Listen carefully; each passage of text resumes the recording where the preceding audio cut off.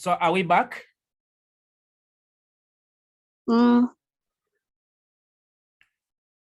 Now, teacher, the answer is D. The answer is D. Elizabeth is saying the answer is D. Elizabeth is saying the answer is D.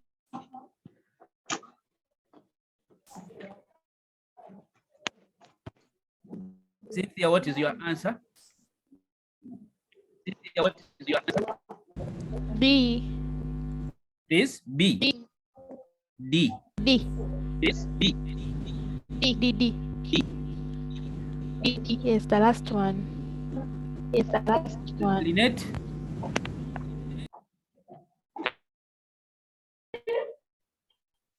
D. Why do you people say it is D? Why do people say it is D?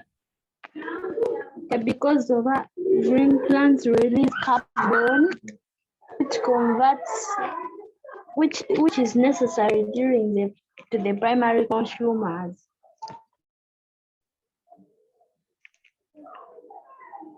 Okay. Now listen to the question carefully. The question is saying, are you hearing me? Now listen to the question carefully. Mugoya first mute. Mugoya first mute. Okay, that is good. You know, when you are on, there is an echo. So we need to read the question carefully so that it helps us understand which group of organisms in the carbon cycle converts carbon into a form that is available to primary consumers. Now, that means when we were studying about the soil, we looked at the carbon cycle, and that carbon cycle has a series of organisms. We have the inorganic carbon in form of carbon dioxide. They are translated to green plants. Green plants are consumed by animals. These animals die, they form fossils. These fossils are burned, and then they are taken to the atmosphere. So the correct answer is D. But the question is, where do we get this D from? It is because this D has producers which are capable of converting carbon dioxide and water, which we get it from inorganic source, into carbohydrates, usually the simplest form of sugar. And that is exactly what we have been discussing as we talked about the heterotropic nutrition. So we are saying it is the type of nutrition where organisms make their own food with the help of sunlight. And because they are the primary source of food in an ecosystem or in the environment, we call them primary producers.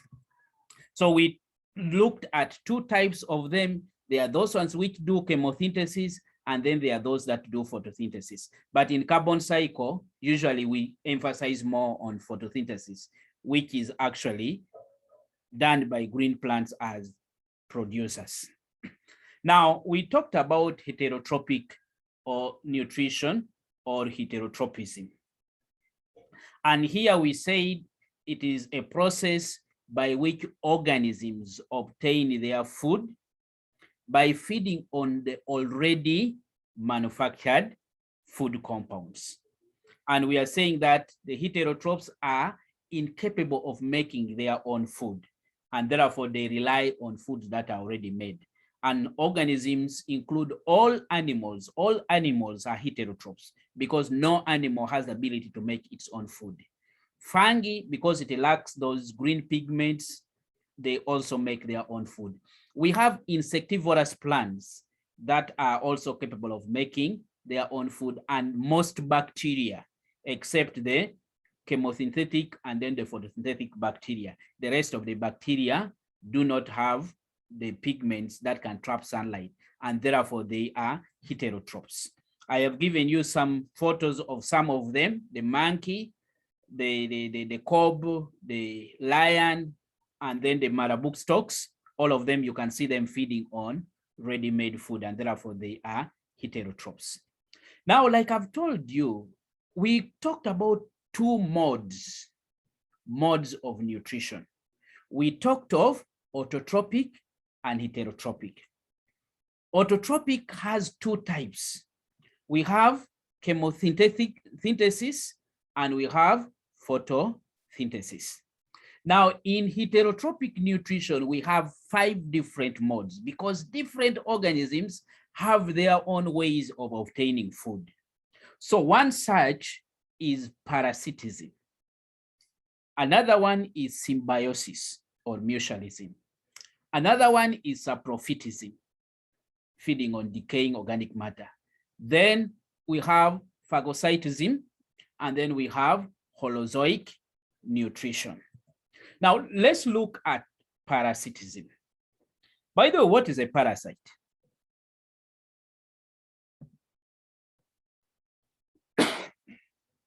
Cynthia?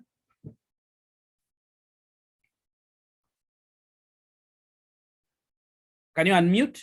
According to you, what is a parasite?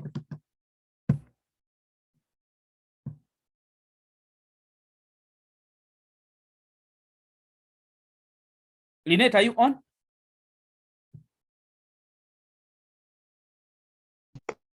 Yes, teacher. Fiona, you put off the video. It is affecting the network.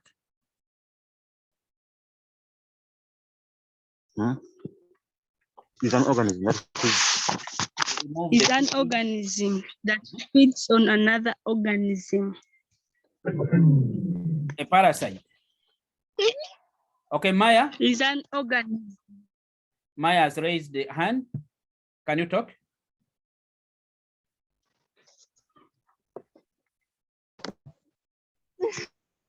A parasite is an organism which feeds on another organism for food and shelter, which causes an injury or harm. So it lives on another organism, and that organism is called the host. Okay? Gets its shelter, but then in the end, it harms the host. Okay, that is good. Shelley, can I hear you?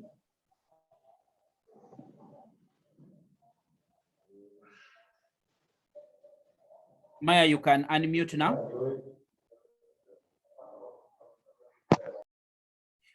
Fiona, I request you remove the video. The video is going to affect the network because we have many people. Munguru.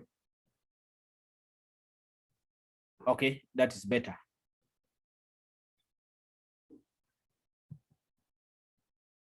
Okay, Munguru, can you tell me, according to you, what is a parasite?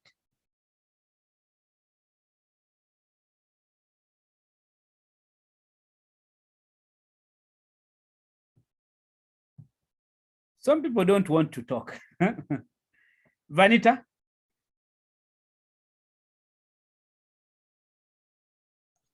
A parasite is an organism that feeds on another organism. Feeds on another. For food supply. Eh? That feeds on another organism. Okay. So are we for parasites? Food supply? Tick, like a tick. A tick. Okay. Yes. But a bird feeds on a maize. Is a bird a parasite? No. So what's the difference between those that feed on others?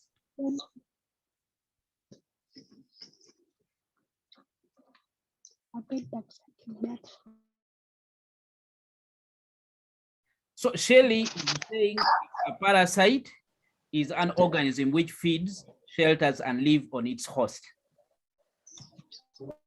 But there are those ones which feed on the host, like those ones, the bacteria we have in our alimentary canal.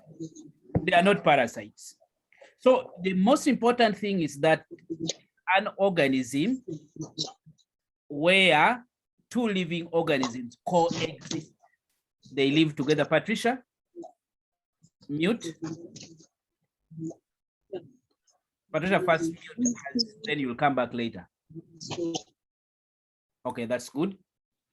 So we are saying that according to Shelley, she's saying a parasite is an organism which feeds, shelters, and lives on its host, which is actually correct definition. But what is missing is that it usually causes an injury. If it lives on the organism and it does not cause any harm to an organism, that is not a parasite.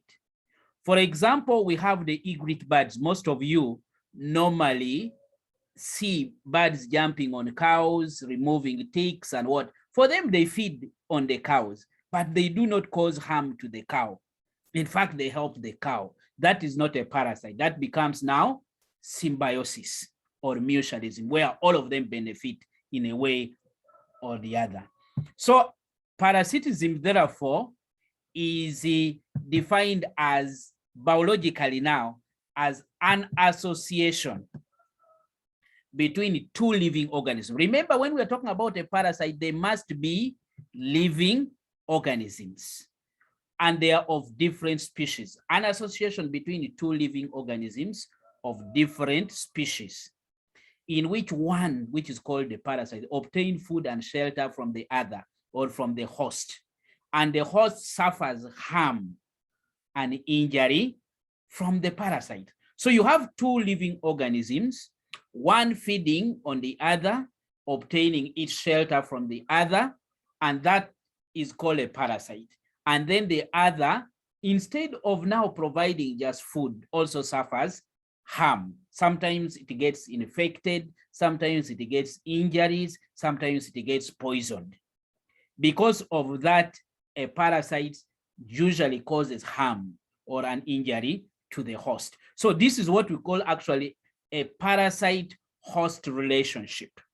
The parasite obtains food, obtains shelter, obtains nourishment from the host, and then the host is usually harmed. Now, an example of parasites, we have a tapeworm in the gut of man. Usually when you eat your food after it is digested, the tapeworm is capable of sucking all this food from your small intestines, and yet it causes diseases on you. So a tapeworm in the gut of man is an example of a parasite. Now, when you look at a tick and a cow becomes the host to a tick. But then the tick, instead of getting food from the blood of a cow, again, it causes an infection. You've heard of foot and mouth disease that is currently in many parts of Uganda. So because of that, a tick becomes a parasite, and then a cow becomes a host. Then we have bedbug in man. At night when you are sleeping, it is sucking your blood, it is feeding on you. Then in the end, you find again it has infected you with the diseases. So that is also another example of a parasite. So that is a parasitic mode of nutrition. We are going to look at this later when we look at adaptations of parasites, those that are internal and those that are external, towards the end of our nutrition.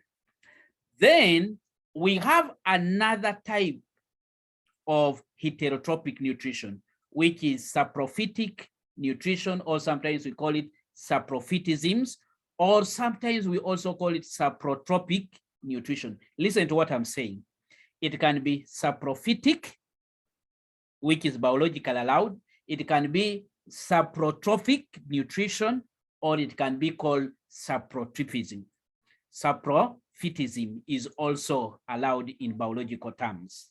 Now, this is a mode of heterotropic nutrition where an organism feeds on dead, decaying organic matter, whereby they absorb solutions from that dead, decaying organic matter. So they usually lack chlorophyll and therefore cannot make their own food.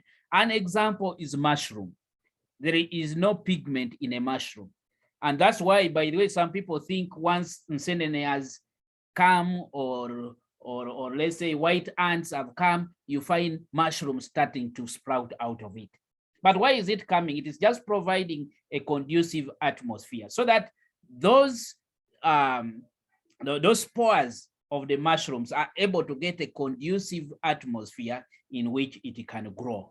So because of that, saprophytic nutrition involves organism feeding or absorbing solutions of dead and decaying organic matter. Other examples include the muca, the one which is the common bread mold. Those ones that grow on bread, if you leave it for some time, you find that there are a lot of mold that is actually growing on that. They also feed saprophytically. They will never feed on the food unless it is decaying. When it is decaying, it means that it is broken into smaller, simpler particles that can now be absorbed. So the difference between parasitism and then saprophytism is that the mode of saprophytism involves feeding on already dead and decaying organic matter, and they absorb them in form of solutions. Common in mushrooms, muca, bread mold, and by the way, most of these are fungi-like. They are fungi in nature.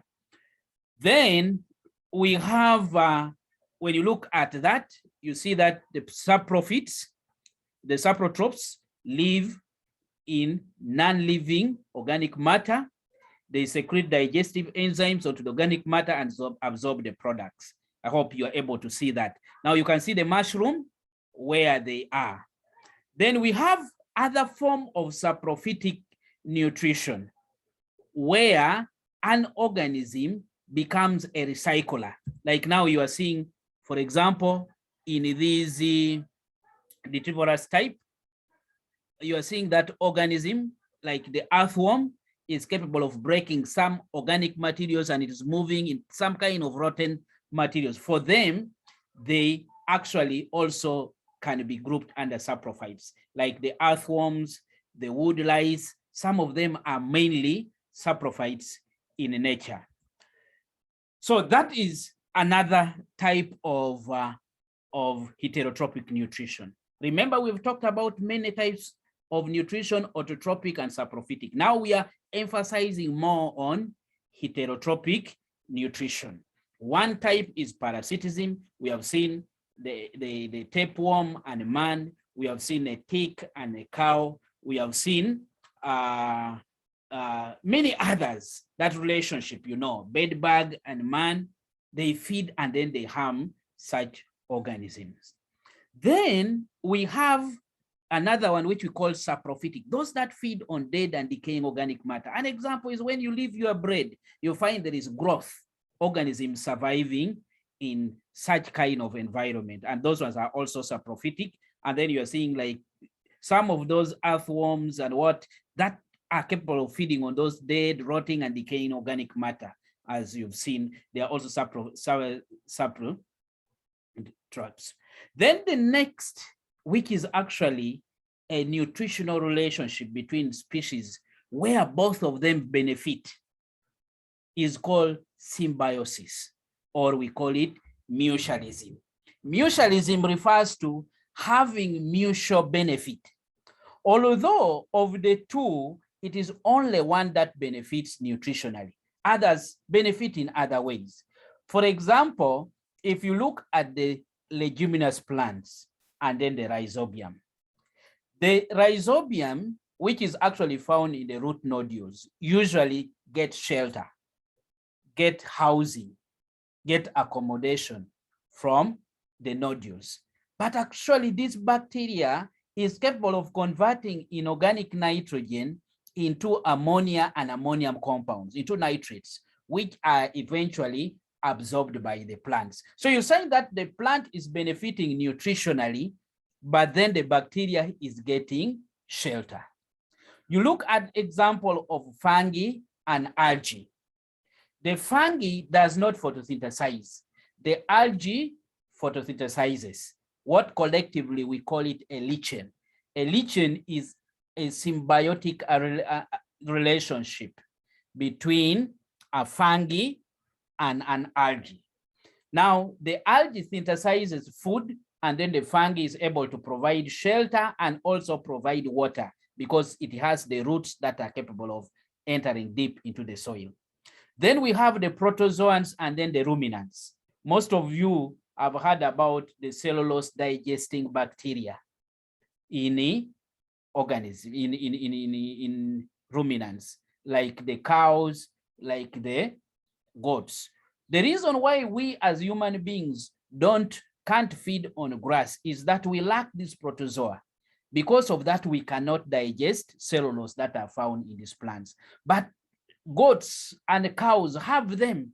And because they have them, these protozoans are capable of breaking down this cellulose to release the food. So you'll find that the protozoans are being provided with shelter by the cow, and then they break the food. And once they break the food, this food can be absorbed by the cows.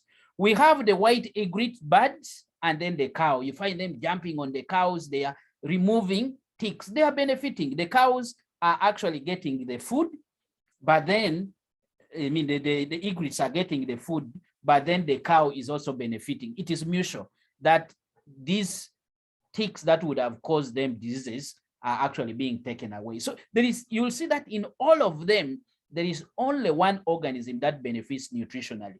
The other organism benefits in other way. The last one is bacteria and man, especially in the small intestine. All of us, by the way, have some bacteria in the small intestine, and they are very useful bacteria. That is also another example of symbiotic or mutualism that is found in heterotrophic mode of nutrition. The fourth type of heterotrophic mode of nutrition is phagocytosis. Phagocytosis means engulfing, covering a food particle, breaking it internally, and then releasing the nutrients which can be absorbed. So we are saying phagocytosis is a process of nutrition where simple cells or unicellular organisms engulfs. Engulfing means cycling the food particles. And for them, they release their enzymes which break the food and then they absorb. They are found in very small organisms like amoeba, and then they are also found in white blood cells. By the way, white blood cells are able to defend the body because of that mode of nutrition. It engulfs a bacteria or any foreign body, breaks it, and then breaks it into small particles, releases the nutrients, and then it's able to feed on that. Then the last one, which will take us some time, is called Holozoic Nutrition. Holozoic, I have told you that the food must be taken inside the body. For example, as man, we get the food put in the mouth, it moves inside the hollow section of the alimentary canal and it is digested there, then it is absorbed. So Holozoic nutrition is a mode of nutrition where food nutrients are taken into the body and broken down into smaller soluble molecules, and they can be absorbed and then utilized or assimilated by the body. It is normally found in free living organisms, and those organisms have specialized digestive tract. Look at the alimentary canal in man, look at the alimentary canal in fish, look at the alimentary canal in reptiles. Almost all of them have specialized digestive tract, or what we call a colon. Even insects have this colon. So because for them, they all take the food inside the organism, and then they're able to digest it and absorb the food substances, we call it now a holozoic mode of nutrition. So usually holozoic modes of nutrition is characterized by several forms. They have several characteristics. One, it involves taking in complex food. You don't digest protein, I mean carbohydrates. You take your portion, and once you take that portion, you chew it and swallow before it is digested. So that process of taking in food into the body cavity is what we call ingestion. Remember, it is ingestion. You take the food into your mouth and then it goes to the alimentary canal. Even before digesting it, just by simple chewing lubricating with saliva, and then it is taken in. That is taking in of food is ingestion. Then there is breakdown of that complex food into smaller diffusible molecules. We are going to look at the process of digestion, which starts in the mouth. Even when you take a lump of posho or cassava or even maize, you first have to chew. In trying to chew, you are trying to mechanically digest it, break it into smaller particles, the particles that can be acted upon by an enzyme, and it makes it much easier for it to be digested. So that process of breaking down that complex, either physically or by chemical means, we call it digestion. We are going to look at mechanical digestion, and then we shall also look at chemical digestion. Now, once it is broken now down into smaller diffusible, meaning that it can be able to pass through the cell membranes, then there is an absorption, taking up of these soluble food molecules from digestive regions across the membrane into the body tissues. We call it digestion. Then we have what we call assimilation. Assimilation means now, after now the food is taken into the body. Usually it takes place, by the way, in the villas, microvillas that is in the small intestines. So they go into the blood. So how is this food absorbed, used? So that is now what we call assimilation of food. For example, we can actually use broken down carbohydrates in form of sugars to generate energy during respiration. We can use proteins to build new cells that is responsible for growth and replacement of worn out tissues and cells. So that is what we call assimilation. So some of them are converted into the structures, which results into increase in the size of an organism. Others are broken down to release the energy which the body needs to use and utilize at all times.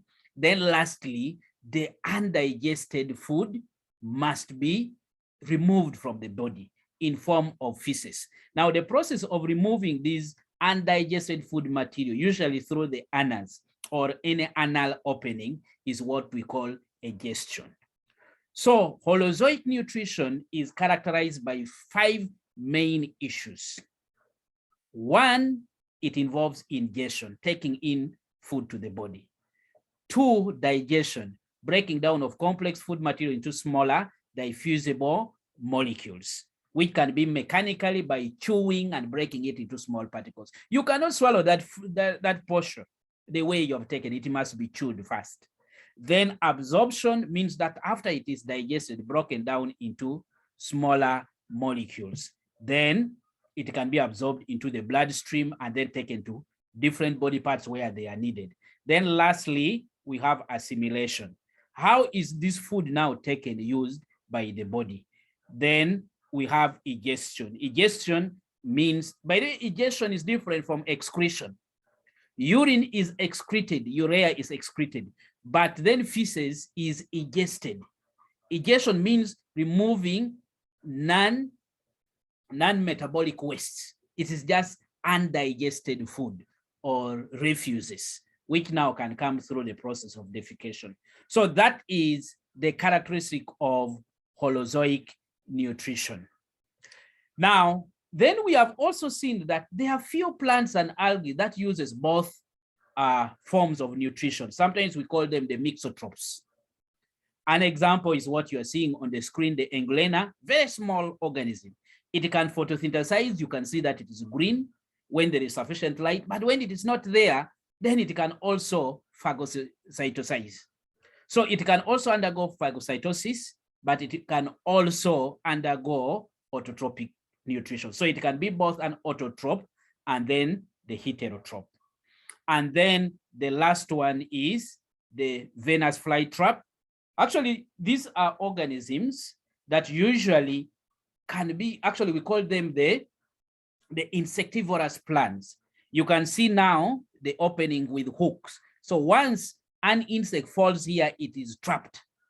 And the moment it is trapped, it is capable of secreting an enzyme that breaks down that fly, and then it takes. So at this time, it is behaving as an heterotroph. But then at a certain point when the insects are not there, they're able to use you can see these yellow pigments that they have, the yellow-green pigment that they have, they use it to photosynthesize. So here they have mixed modes. They can actually be autotrophs in case there is sufficient sunlight, or they can be heterotrophs when they get an opportunity to get animal protein in that. So that is what we call the heterotropic modes of nutrition. These are just photos showing the different types of nutrition. So in summary, for today, we have looked at the general information about nutrition, the process by which organisms obtain food, take it in, and then digest it and use it for its metabolic processes. I have also told you that there are two modes of nutrition. Where organisms obtain their food, we call it, where organisms make their own food, we call it autotropic or autotropism. And then where organisms obtain food from ready-made sources, we call it heterotropic. We have also seen that autotropic nutrition are of two types. That is photosynthesis or photoautotrophs, and then we have heterotropism, which is heteroautotrophs. Then we have also seen that we have another mode of nutrition, which is heterotropic, and we have said there are 5 different modes of heterotropic, which is parasitism. We've talked about saprophytism. We have talked about mutualism or symbiosis. We have also talked about phagocytosis and then the Holozoic. But we have also seen that we also have other mixed modes, like the Englena species, which can actually at one point act as autotroph, at another point it is heterotroph. We have seen the Venus flytrap, which also sometimes acts autotropically, and then at times it is heterotropically. Now, lastly, animals that undergo holozoic nutrition are also categorized into 3 groups. We have the herbivores. Herbivores are those that feed directly on plants and vegetations. Then we have the carnivores. They feed on flesh, like example, lions, dogs, and cats, although human beings now want to be carnivores. And then the omnivores, they feed on both plant and animals. An example is man and then pig. For them, they are able to feed on both plant and animal. So those are the groups of Holozoic. But we have also seen that Holozoic have characteristics of ingestion, there is digestion, there is absorption, there is assimilation, then eventually there is egestion. So members, for today, as part of our discussion, we are going to stop here, but you will get assignments and work that you are supposed to do on the platform that we have. It is now official for the school that we are going to continue with these lessons. We have another lesson on Wednesday, I think, for biology, and then others will come later. But all the assignments, all the courseworks, all the notes, including this information you are seeing, will always be found in your inbox. I think I want to stop here, and I request that in case there is any question, you can ask as we continue. Our next part of this, we shall now be looking at food. There are many questions that you're supposed to try, and then you can post it back to me through the platform. Remember, the official platform of the school, not on WhatsApp. We've sent the links, and I think it is cheap if we are to talk about. Most schools are charging over 250,000, but I think the school has come out with a cheaper option because these are hosted. So make sure you subscribe, because today is going to be the last day for those who have not subscribed. The rest of you will get all other links and information through the official platform. Can I have questions or comments?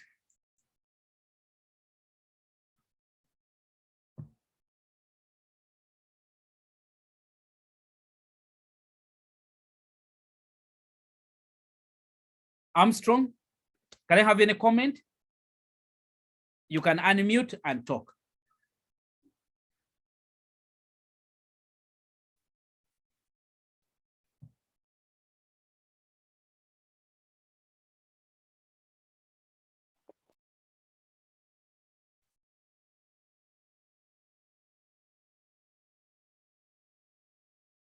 Gabriela, can you hear me? Yes, teacher. Any question or any comment? No. Have you got to the point? Okay, but I can see some people in A level also here. This is for senior 2 and 3. I see grammar. Grammar? Yes, teacher. We have got the work. Eh? Yes, yeah. Yes. Okay, Maya, any question? Yeah.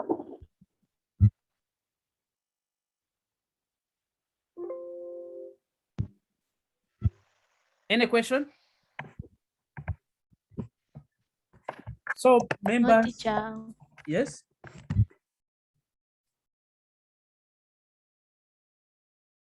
Any question? Not there? Fiona?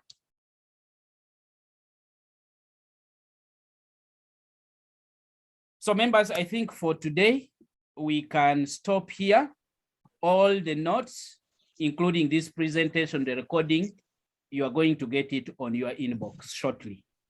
So go through the inbox, look at the timetable, and then we continue. Patricia, yes?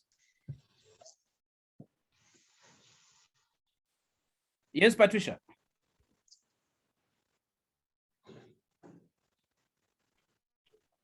So I'm going to send an assignment. Yes, the assignment go to your inbox. To your inbox. I hope you know how to access it. I hope you know how to access it. Yes. Yes, for those who have registered, Yes.